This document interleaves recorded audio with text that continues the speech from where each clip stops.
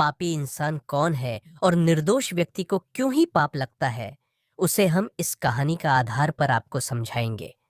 लेकिन कहानी को सुनने से पहले वीडियो को लाइक करें। बहुत समय पहले एक पवित्र और समृद्ध प्राचीन भारतीय राज्य था। ऊंचे किलों पर झंडे हवा में लहरा रहे थे। बाजार में लोग शांति से अपने कामों में लगे थे और पूरे राज्य में दिव्यता का माहौल महसूस होता था।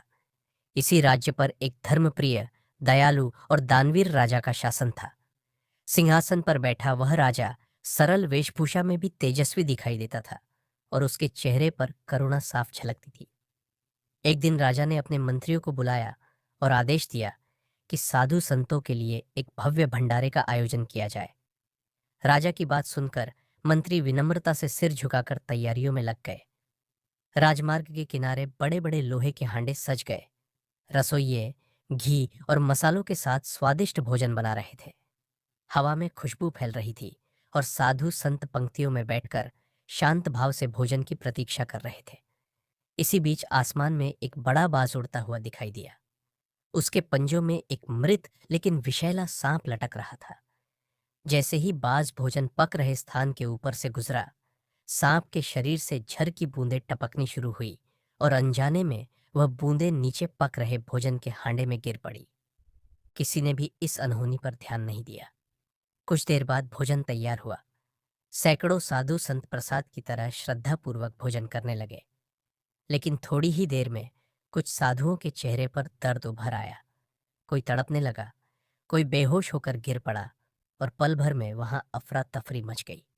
इस घटना से पूरा राज्य दहशत में आ गया।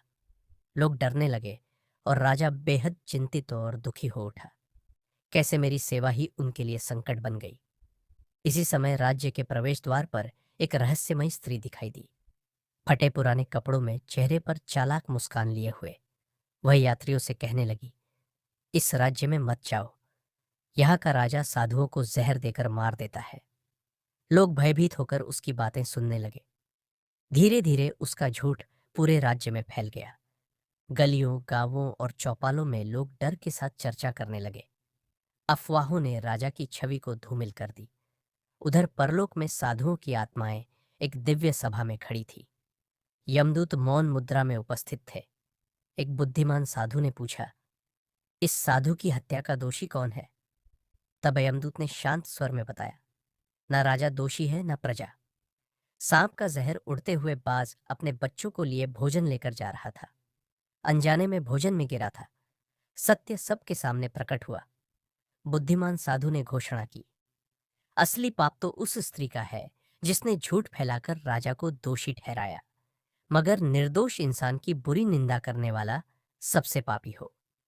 दोस्तों, कहानी अच्छी लगी है तो वीडियो को लाइक करें और दोस्त समझकर चैनल को सब्सक्राइब करें।